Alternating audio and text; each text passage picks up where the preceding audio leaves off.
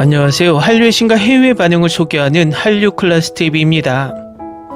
오늘은 K드라마의 죄책감 섞인 즐거움, 왜 우리는 그걸 보는 걸까요? 란 제목의 미국 언론 미르에 실린 K드라마 관련 기사와 이와 관련된 게시글에 달린 미국 네티즌 반응까지 살펴보겠습니다. 미국 매체에서 흥미로운 기사가 올라왔는데 이 기사를 살펴보면 지금 미국 사회의 한류가 얼마나 깊이 파고들고 있는지, 그리고 K드라마에 대한 편견이 아직도 크다는 생각을 합니다. 물론 미국도 다른 나라가 K드라마의 늪에 빠진 것과 비슷하게 미국의 여성, 그것도 중년 여성들에게 인기를 서서히 올리며 지금은 거의 전 연령에 걸쳐 인기를 누리고 있습니다. 단적으로 넷플릭스에 올라온 K드라마들이 미국에서 1위를 심심치 않게 하고 있는 모습은 이 상황을 방증하고 있습니다. 그런데 아직도 미국 사회에서는 K드라마를 보는 것을, 또는 K드라마 팬이라고 밝히는 것을 한마디로 부끄러워하고 있다는 것입니다.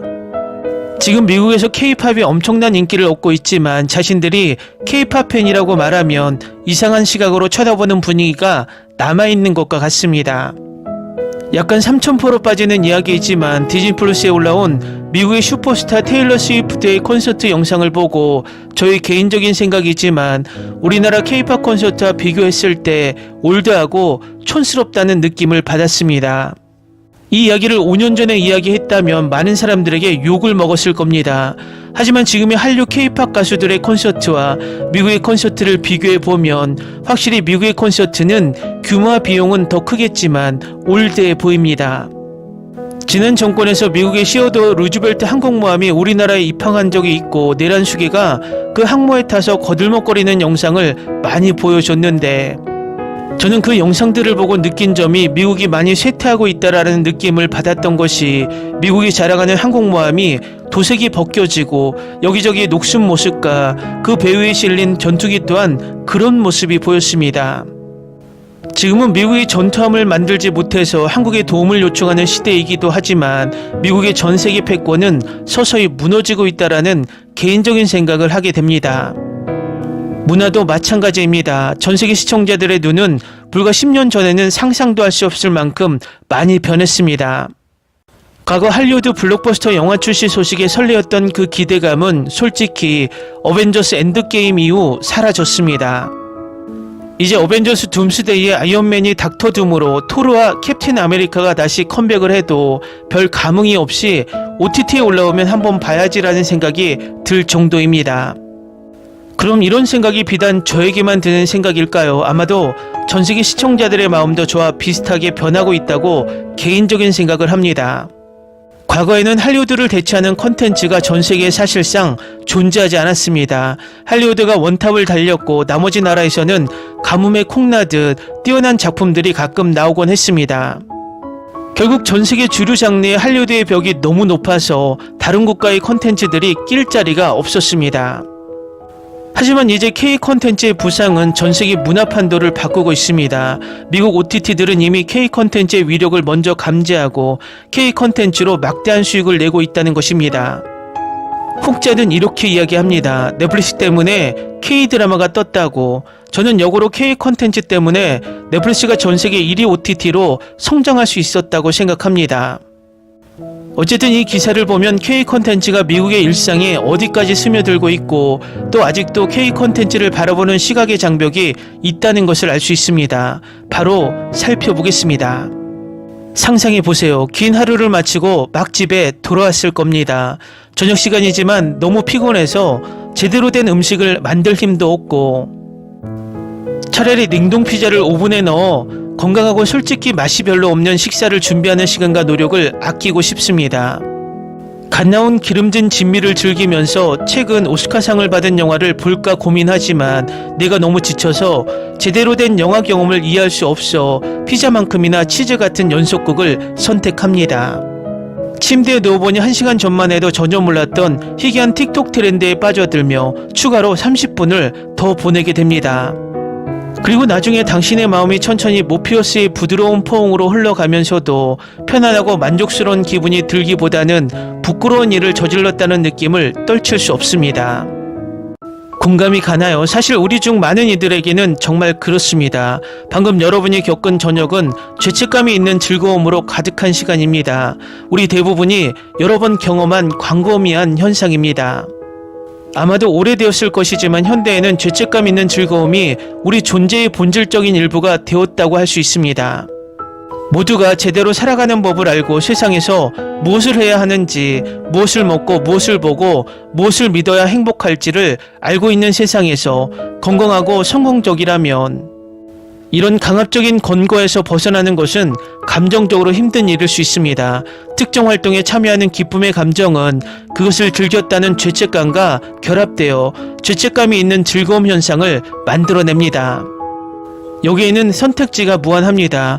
건강에 해로운 음식부터 비생산적인 활동, 지능 없는 TV 프로그램부터 다듬어지지 않은 팝 히트곡까지, 특히 제 마음과 가까운 죄책감이 있는 즐거움의 고전적인 예 중 하나는 K-드라마를 보는 것입니다. K-드라마 신드롬이 할리우드만큼 긴 역사를 자랑하지는 못하지만 지난 수십 년간 인기가 극적으로 상승해 넷플릭스조차 참여하기로 결정했습니다. 1990년대 초기의 부상과 함께 한국 드라마는 꾸준히 명성을 얻으며 새로운 히트작마다 점점 더 많은 팬을 끌어모았습니다. 이 현상은 너무나 커져서 오늘날 K-드라마는 K-팝 및 한국 문화의 몇몇 측면과 함께 한국 소프트파워의 핵심 요소이자 국내 주요 수입원 중 하나로 간주됩니다. 그럼에도 불구하고 K-드라마는 여전히 멋없다고 여겨지고 너무 예측 가능하고 비현실적이며 촌스럽다는 비판을 받습니다. 팬임을 인정하는 것은 동료들로부터 비웃음과 약간 깔보는 시선을 받을 가능성이 높으며 극도로 세련된 취향을 가진 영화 감식가처럼 보이게 할 가능성이 큽니다. 시대가 변하고 있음에도 불구하고 K-드라마는 여전히 은밀한 즐거움으로 남아 있습니다. 그럼에도 불구하고 왜 우리는 그렇게까지 이것을 즐기는 걸까요? 그 이유에는 수십 가지가 분명히 있을 수 있지만 여기서는 특히 그럴듯해 보이는 이유들에 대해 이야기하고자 합니다. 제 겸손한 의견으로는 K-드라마가 전례 없는 성공을 거둔 주된 이유는 바로 그 주요 결함, 즉 예측 불가능함에 숨겨져 있습니다. 물론 진부한 요소들로 가득한 스토리라인은 매우 지루하게 느껴질 수 있지만 그것은 그 진부한 요소들이 어떻게 사용되고 배포되며 전개되느냐에 달려 있습니다. 진부함이라는 개념의 존재 자체가 반복 자체가 반드시 나쁜 것은 아닙니다. 인간 본성에는 익숙한 것들로 우리를 끌어당기는 무언가가 있습니다. 결국 우리의 미적 감각과 반대로 예술과 문화의 많은 부분은 리듬과 패턴의 쾌적한 효과에 기반하며 본질적으로 반복적인 반복입니다. 에너지 보존 법칙은 기본 물리학뿐만 아니라 인간의 정신에도 적용됩니다. 우리는 익숙한 것에 끌리는데 그 친숙함이 편안함과 안전함을 주어 우리의 본능을 달래주어 새롭고 잠재적으로 해로운 것을 탐구하는 에너지를 절약해주기 때문입니다. 모든 것이 순식간에 변할 수 있고 새로운 정보가 항상 손끝에 맴돌며 한 번의 클릭으로 드러날 준비가 된 시대에 이 새롭고 잠재적으로 해로운 범주는 사람, 음식, 이동 경로를 넘어섭니다. 기술시대의 끊임없는 과도한 자극은 우리의 뇌를 끊임없는 절제된 스트레스 상태로 만듭니다. 자연스럽게 반복되는 패턴은 안도감을 가져다주고 그와 함께 쾌감을 줍니다. K-드라마의 경우 이러한 반복은 두 가지 측면에서 볼 수 있습니다. 첫째, K-드라마에서 자주 등장하는 쉽게 알아볼 수 있는 클리셰와 플롯 장치들이 있습니다. 예를 들어 부유한 남성 주인공과 가난한 여성 주인공의 배경, 또는 두 주인공이 처음에는 서로 잘못 시작하지만 처음에는 적대감에도 불구하고 결국 사랑에 빠지는 적에서 연인으로 변하는 클리셰가 포함됩니다. 다른 층은 많은 작품에서 약간의 변형만 반복되는 고전 K-드라마 장면들입니다. 예를 들어 한 캐릭터가 우산으로 다른 주인공을 씌워주고 비에 젖는 우산 장면, 남자가 다친 소녀를 등에 업고 있는 장면, 그리고 감정이 가득한 장면 뒤에 이어오는 슬로우 모션, 다중 앵글 즉석 재생 장면이 있습니다. 아마도 모든 K-드라마에서 찾아볼 수 있는 익숙한 요소들이 제 생각에 이 장르가 극도의 인기를 얻는 핵심 중 하나입니다. 또 다른 커플이 갑자기 함께 어린 시절을 떠올리거나 여성 주인공이 계단에서 넘어져 남성 동료의 품에 안기는 예상치 못한 키스를 나누는 모습을 보는 것은 민망할 수 있지만 동시에 묘하게 만족스럽기도 합니다. 사소한 결정 하나하나가 예상치 못한 결과를 초래할 수 있는 현실의 혼란 속에서 상황이 반복되고 연인들이 항상 함께 결말을 맺는 세상으로 다시 뛰어드는 것은 위안과 안심을 줍니다. 여기서 예측 가능성은 지루하지 않고 대신 예상되는 장면과 줄거리 전개에 대한 기대감을 조성합니다. 흥분으로 가득 찬 기대감과 그 뒤를 잇는 인정의 만족감으로 다른 많은 더 존경받는 장르들과 달리 긴장감과 완전한 충격이 뒤따릅니다. 어떤 면에서 K-드라마는 순수한 도피 형태 중 하나입니다. 삶이 스릴과 감정으로 가득 차 있지만 모든 것이 항상 좋은 결말을 맺는 세계를 제공합니다. 환원의 마법 속의 공간, 이상향적인 한국의 사랑의 무시자, 어떤 법칙은 어떤 드라마의 배경과 상관없이 변하지 않으며 이는 우리 중 많은 이들이 현실에서 갈망하는 신뢰성, 안정감, 그리고 예측 가능성의 감각을 만들어냅니다. 여기에 이상화되고 극적으로 과장된 대부분 참을 수 없을 만큼 매력적인 캐릭터들까지 더해집니다. 항상 다채롭고 생생한 이미지를 뿌려줍니다. 그리고 앞으로 2주 동안 머릿속에서 떠나지 못할 가슴 아픈 사운드 트랙, 짜잔, 완벽한 쇼를 완성하셨습니다. 그렇긴 해도 K-드라마를 옹호하는데 몇 마디 덧붙이고 싶습니다. 저는 K-드라마가 단지 현실 한두 시간으로도 현실의 불쌍한 삶에서 벗어나고 싶은 이들을 위한 죄책감 있는 즐거움만으로 좋다고 주장하는 것이 아닙니다. 제가 대신 말하고 싶은 것은 이 장르가 위로와 영감을 동시에 주는 독특한 능력을 지니고 있다는 점입니다. K-드라마는 종종 현실보다 삶을 더 잘 그려내며 그 과정에서 우리를 어린 시절, 즉 친절하고 정의로운 세상이 우리 문 앞에 기다리고 있기를 꿈꾸던 시절로 되돌려 놓습니다. 우리는 자랐고 더 이상 동화를 믿지 않고 대부분의 사람들은 우리의 무심한 짝사랑이 갑자기 나타나 밝은색의 우산을 들고 비를 막아줄 가능성이 매우 낮다는 것을 알고 있습니다. 하지만 다른 누군가의 짝사랑이 화면에서 그렇게 하는 모습을 보는 것은 여전히 우리를 행복하게 합니다. 공감을 가르치고 희망을 주거든요. 그리고 만약 K-드라마가 유치하고 비현실적이라서, 즉 낭만적이고 안전한 것 같아서 은밀한 즐거움을 주는 것이라면 우리가 좋아하는 것에 대해 죄책감을 느낄 수 있는 이유를 모두 다시 생각해 봐야 하지 않을까요? 만들기 위해 순위 집계 방식까지 바꾸는 꼼수를 쓰고 있습니다. 혹자는 저희 채널의 지속적인 비판이 너무 오버한다라고 이야기하지만, 누차 이야기하지만 미국 OTT들은 지금 K-드라마 포비아가 극에 달하고 있다는 것입니다. 이유는 넷플릭스 시청 시간을 보면 K-드라마가 엄청난 비율을 차지하고 있고 넷플릭스의 시청자 80%가 K-드라마를 지속적으로 시청하고 있다는 통계까지 나오는 상황입니다. 결국 넷플릭스나 디즈니 플러스가 K-드라마로 구독자를 유치하는데 톡톡한 재미를 보고 있지만 반면에 미드가 차지하고 있던 세계적 파워를 점점 K-드라마에 뺏기고 있다는 것입니다. 한국 시청자들도 피부로 느끼고 있지만 유튜브 영화 드라마 리뷰어들이 아무리 미드가 재밌다고 억지로 띄워도 솔직히 미드 한 편을 끝까지 보기에 너무 힘이 듭니다. 결과적으로 한국인들의 애국심으로 K 콘텐츠를 열심히 시청하는 것이 아니라 K-드라마보다 재밌는 미드나 영드가 나오지 않고 있다는 것이 현실이고 팩트입니다. 그 현실을 정말 직설적으로 이야기하고 있는 것이 지금부터 소개하는 레딧 게시글의 내용과 그 게시글에 달린 반응들입니다. 그 내용을 바로 살펴보겠습니다. 저는 미국에 살고 있고 올해 처음으로 한국 드라마를 보기 시작했어요. 근데 지금은 영어로 된 드라마나 영화를 보기 힘들어졌어요. 전혀 관심이 없어졌습니다. 최근에 핸드메이즈 테일을 보려고 훌루에 가입했는데 제가 보고 싶은 건 김빈서가 왜 그럴까입니다. 혹시 다른 분들도 한국 드라마를 보고 나서 자기 나라 드라마를 보는 것이 힘들다고 느끼시나요? 다음은 이 게시글에 달린 미국 영어권 네티즌 반응입니다. 소년의 시간을 보고 억지로 시도했는데 바로 다시 K-드라마로. 소년의 시간은 내용이 너무 지루하고 졸릴 정도야. 보면서도 계속 K-드라마만 생각나더라고. 소년의 시간 드라마가 연출이나 스토리가 그렇게 나쁜 수준은 아닌데 K-드라마의 설렘의 순간으로 빨리 돌아가고 싶어지더라고. 요즘 영어권 작품들은 회색빛의 우울한 내용만 많은 것 같아 가볍게 즐기려고 보는 건데 말이야. 내가 K-드라마를 좋아하는 이유는 결말을 내주고 여러 시즌을 만들어서 망치지 않는 점이 좋아. 맞아. 그래서 중간에 취소당할 위험이 적어서 좋아. 이게 내가 K-드라마를 좋아하는 주된 이유야. 그동안 중간에 취소된 다른 해외 드라마를 너무 많이 봤어. 그런데 K-드라마는 그런 경우가 적어.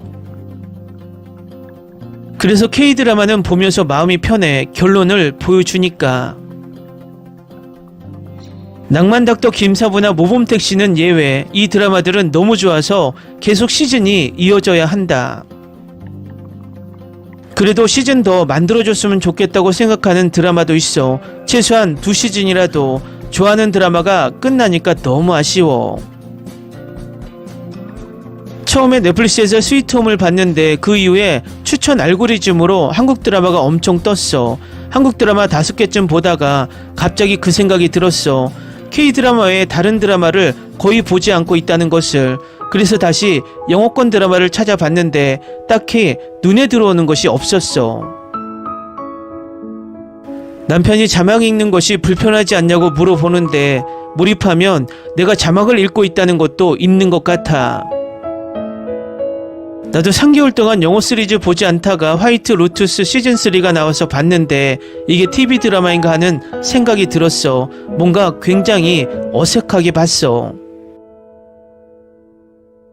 K-드라마 계속 보다 보면 나도 모르게 그냥 영어처럼 들리더라고.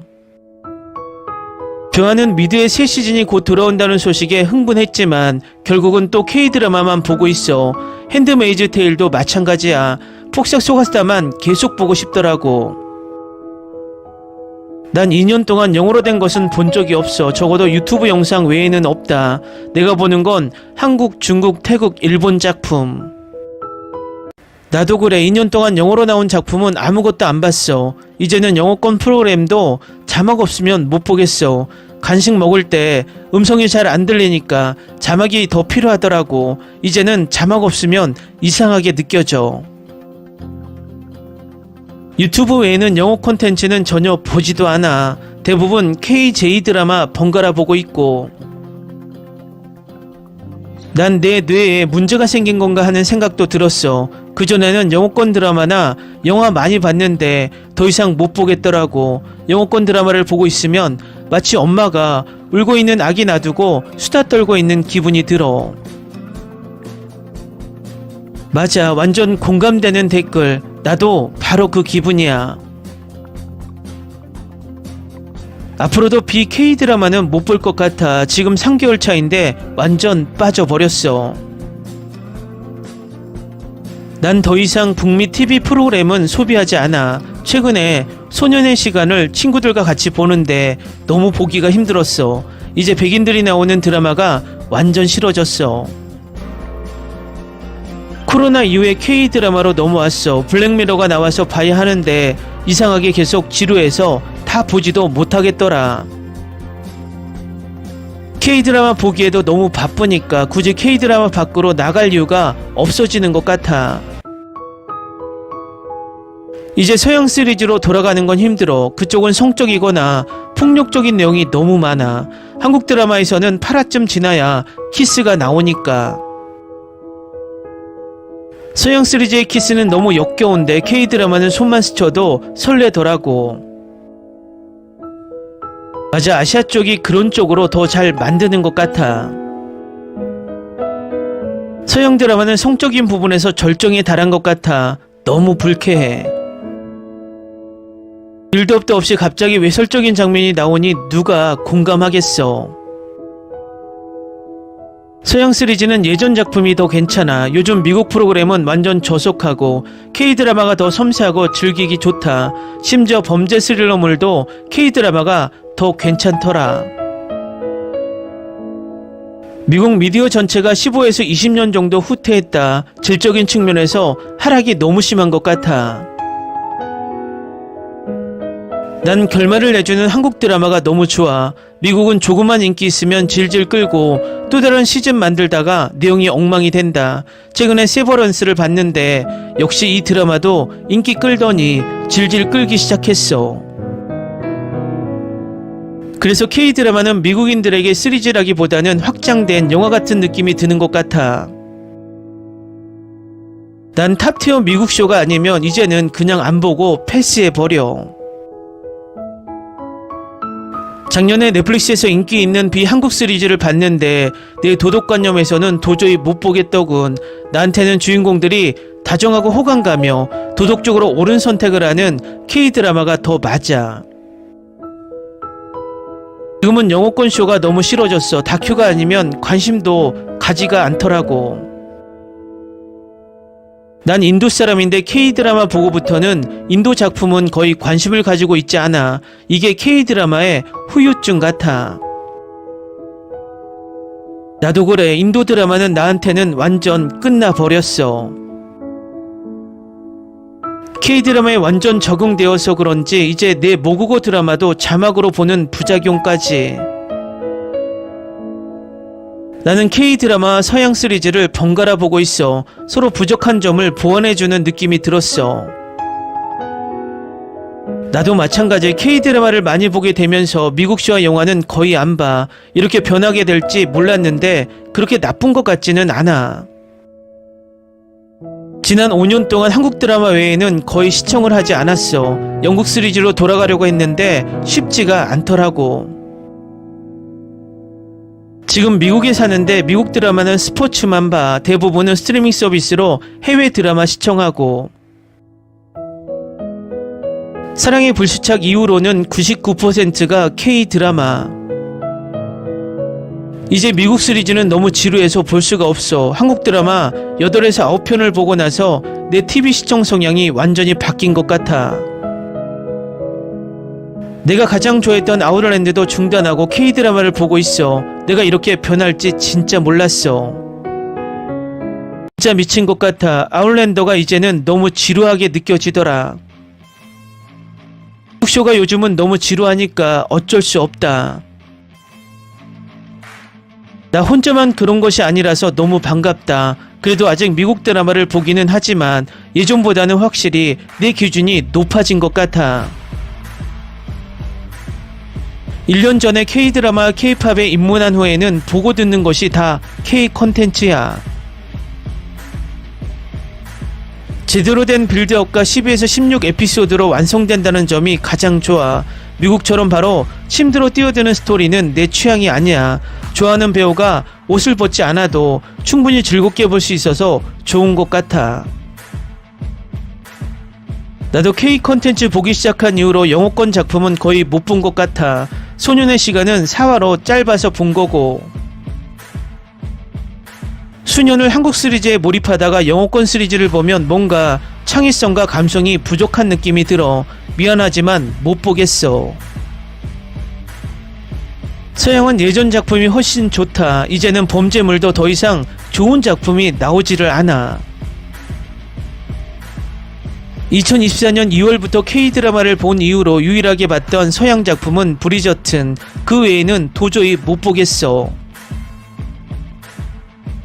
가족들이 내가 미쳤다고 하는데 이런 사람이 나뿐이 아니라서 다행. 내가 행복하니까 아무 문제 없어. 아시아 드라마를 많이 보기는 하지만 좀 지루해지면 다른 쪽도 보고 있어. 댓글 반응 잘 보셨나요? 미드나 영드를 포함 해외 드라마들의 수준이 떨어지고 지금 볼 게 없다라고 느끼는 것은 비단 한국인들만의, 아시아인들만의 고민이 아닙니다. 이 상황은 세계가 느끼고 있다는 것을 바로 알 수 있습니다. 결국 이 상황을 타개하기 위해서 넷플릭스가 꼼수를 쓰며 미드를 억지로 띄우고 있지만 시청자들의 마음을 속일 수 없다는 것입니다. 앞으로 국산 글로벌 OTT들이 빨리 출범해서 이 기회를 살려 우리 콘텐츠를 우리의 OTT로 시청하게 만들며 전 세계를 열광하게 만들었으면 하는 바람입니다. 한류 클래스TV는 한류 외신과 해외 반응을 꾸준히 쫓아가 보겠습니다. 재밌게 잘 보셨나요? 여러분의 구독, 좋아요, 댓글, 알림 설정은 콘텐츠 제작에 큰 힘이 됩니다. 그리고 항상 하시는 일마다 대박 나시고 행복하시길 바랍니다.